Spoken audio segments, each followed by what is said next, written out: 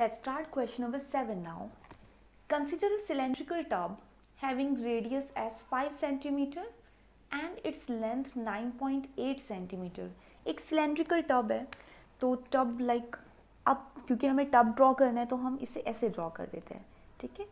ये एक cylindrical shape में है, so let's draw it like this. हमने इसे सिलेंडर की फॉर्म में ड्रॉ कर दिया. Cylindrical tub having radius is 5 centimetre, so इसकी जो रेडियस है r is 5 centimeters and what length 9.8 centimeter. so ये जो लेंथ है यानी जिसे हम h कहते हैं that is 9.8 centimeters. it is full of water, इसके अंदर वाटर है. a solid in the form of a right circular cone mounted on a hemisphere is immersed in tub. एक हमने सॉलिड लिया जो कि राइट सर्कुलर कोन का है. तो मान लीजिए ऐसा कोई एक कॉनिकल शेप की हमने एक चीज़ ली, माउंटेड ऑन अ हेमिस्फीयर, इसके ऊपर एक हेमिस्फीयर बना हुआ है, कुछ इस तरह की शेप बनी हुई है. इज इमर्स्ड इन टब, हमने इसको टब के अंदर इमर्स किया. इमर्स किया मतलब हमने इसके अंदर इसको डुबोया.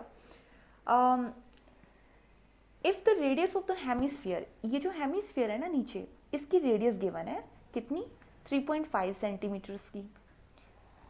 And height of the cone, और इस कोन की जो हाइट है आउटसाइड द हेमिस्फीयर, तो ये जो कोन की हाइट है that is 5 centimetres. Find the volume of water left in the tub. हमें पता करना है कि अब जब हम ये इसके अंदर इमर्स करेंगे तो पानी बाहर बह जाएगा, राइट.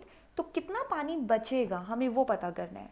तो क्वेश्चन ज़रूर आपसे इस तरह से पूछा गया है, लेकिन आप सभी ने एक प्रिंसिपल पढ़ा है आर्किमिडीज का.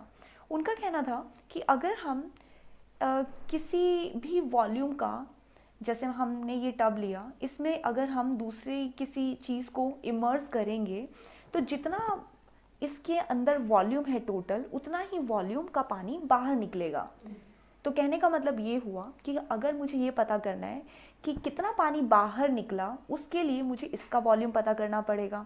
अगर मुझे ये पता करना है कि कितना पानी टब में बचा, तो मुझे एक्चुअल में इसके अंदर के टोटल वॉल्यूम में से, इसके अंदर का टोटल वॉल्यूम मतलब इसके अंदर कितना पानी भरा हुआ है, उसमें से मुझे सब्ट्रैक्ट करना पड़ेगा इस शेप के वॉल्यूम को. तो हमें पता चलेगा कि कितना पानी बच गया है. I hope this is all clear. तो सिंपल सा काम है कि इस शेप का, ये जो दोनों शेप्स हमें दिख रही है, दोनों का वॉल्यूम निकालना है, दोनों को सब्ट्रैक्ट करना है. That will give out the value जो हमें यहाँ पर फाइंड आउट करनी है कि इस सिलेंड्रिकल टब में कितना पानी बचेगा. ठीक है. तो अब हम दोनों का वॉल्यूम कैलकुलेट करते हैं, राइट. अब दोनों के कैलकुलेशन के लिए हमें सारी की सारी वैल्यूज़ तो हमने मेंशन कर ली है. पहले फॉर्मूला लिखते हैं. इसका फॉर्मूला क्या है वॉल्यूम का.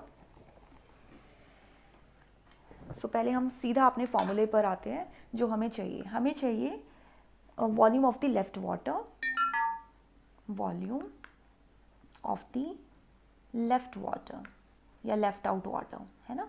जो पानी बचा हमें उसका वॉल्यूम निकालना है. तो इसके लिए फॉर्मूला हमने क्या बनाया, सिलेंडर का volume. So volume of cylinder minus करना पड़ेगा volume of cone, volume of this shape, volume of ये वाली जो शेप है, मैंने इसे शेप 2 कह दिया. ठीक है.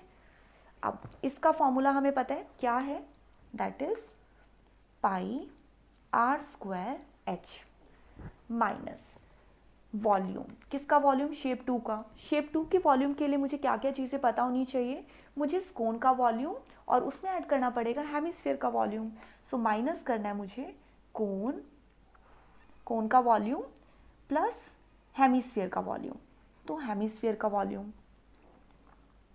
मैं इसे सिर्फ इतना लिख रही हूँ. अब फॉर्मूले में बाकी चीज़ें भी रखते हैं. सो यहाँ पर है पाई आर स्क्वायर एच, इसको हम एज इट इज़ लिखते हैं. इन दोनों की रेडियस ऑब्वियसली अलग है, तो हम इन दोनों को चाहे तो कैपिटल आर और कैपिटल एच लिख लेते हैं, या R1 और R2 भी आप कर सकते हैं. मैं इसे फ़िलहाल के लिए कैपिटल आर और कैपिटल एच कर देती हूँ. ठीक है. ऐसे ही आप यहाँ पर भी कैपिटल आर और कैपिटल एच कर दीजिए. अब ठीक है, यहाँ भी कर सकते हैं. सो माइनस कोन के वॉल्यूम में हमें क्या क्या चाहिए, इसका वॉल्यूम निकालने का फॉर्मूला होता है पाई आर स्क्वायर एच अपॉन 3, है ना.